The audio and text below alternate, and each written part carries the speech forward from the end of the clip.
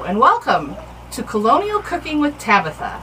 Today we're going to make roasted fowl, stewed apples, parsnip fritters, and an orange pudding. It should be lovely.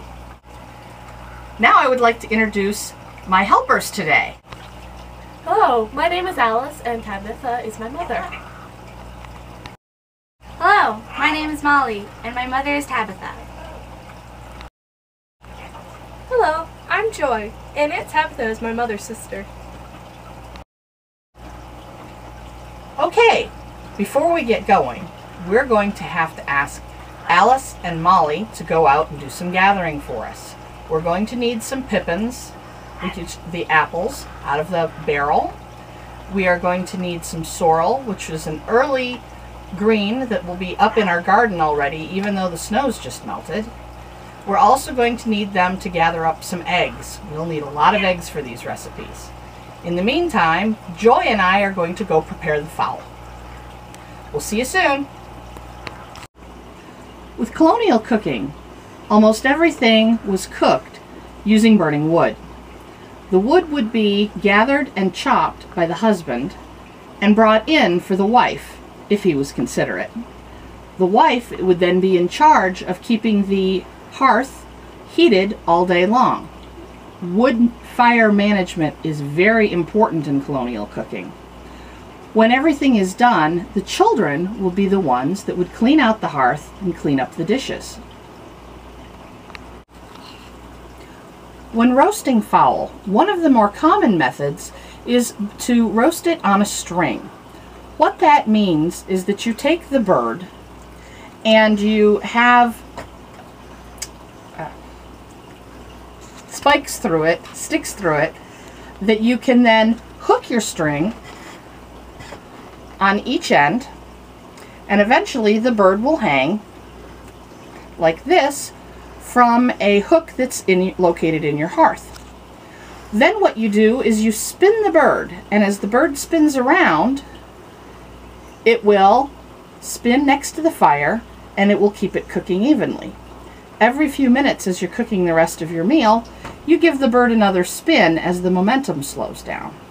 By doing this, your bird ends up roasted all the way around evenly. About halfway through your cooking time, you would turn the bird over, hang it the other direction, and spin it again for the rest of the time. The hearth is a very efficient way to cook. The various hooks and pots and pans means many foods can cook at one time. Molly and I had to go out to get the milk from the cows. I fed Zoe cow while Molly fed Sincere.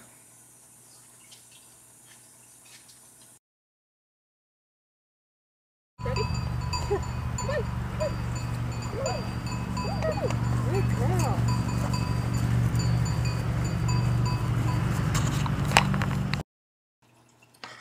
Sincere is one of our newest cows. We have only had her for a few months. She is still very shy.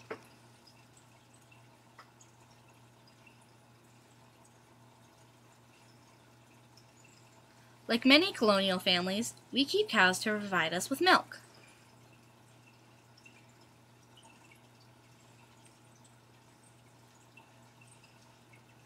Alice and I sometimes make cheese with the milk we get from the cows.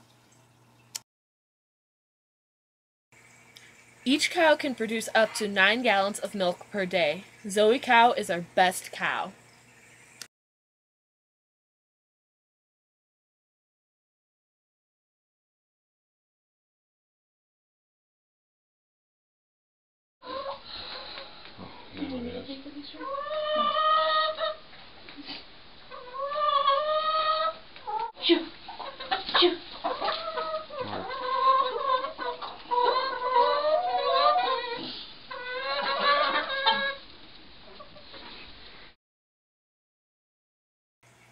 The eggs I will be collecting will be used in tonight's dinner.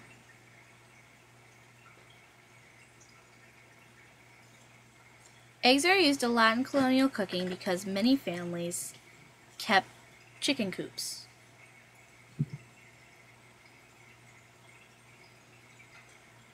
Eggs are an easy way to feed a family.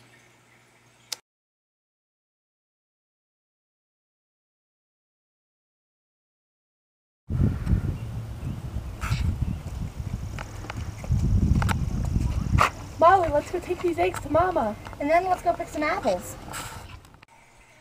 Apples are a very important food here in the colonies. They can be eaten raw or cooked.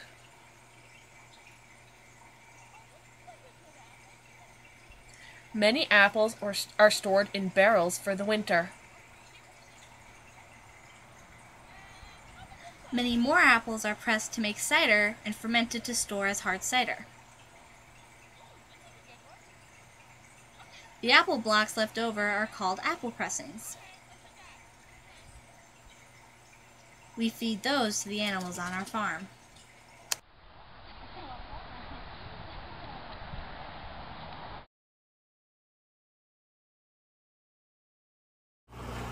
All right, ladies, what I need you to do, Joy, if you could grind the nutmeg and grate the oranges and juice them. Molly, if you could pare the apples, cut them in half and core them. And Alice, if you could cut up the rinds of the lemon and juice them. And then someone needs to chop up the sorrel. Yes, Mother. Yes, Aunt Tabitha.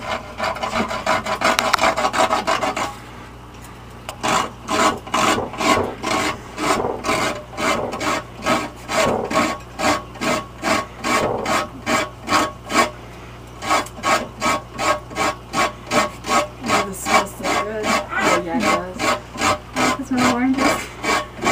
Pull off the small lemons.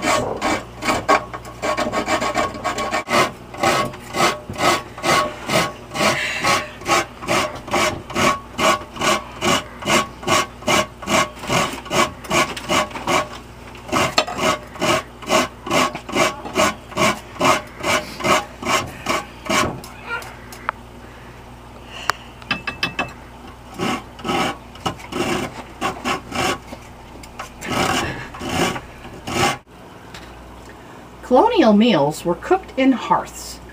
Every home had a hearth, which was their fireplace, but it was deeper.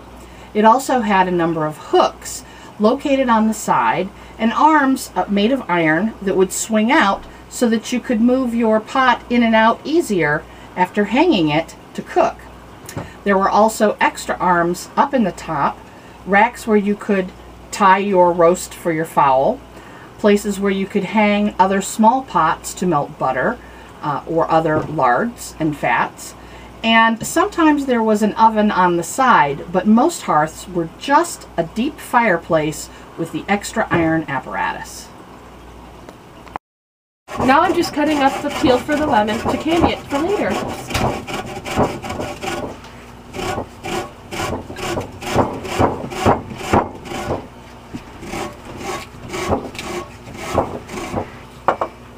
Thank you, Aunt Tabitha. You're welcome, dear.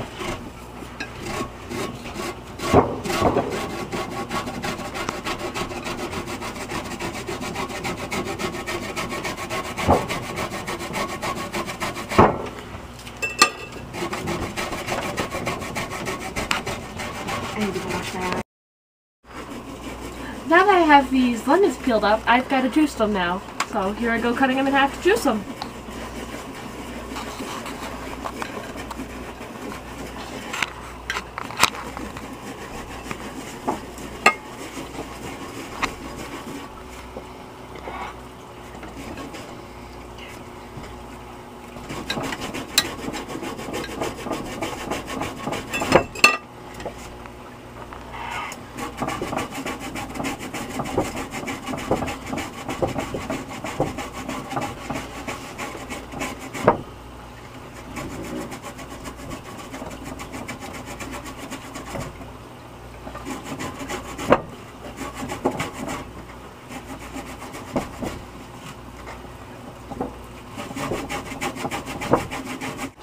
Now I'm going to grossly chop the sorrel. This is what sorrel looks like, just picked out of the garden.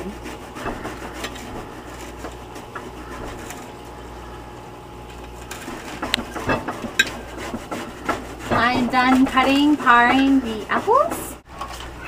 Now I'm going to peel a parsnip, which this is a parsnip, and I'm going to chop it up for the parsnip fritters.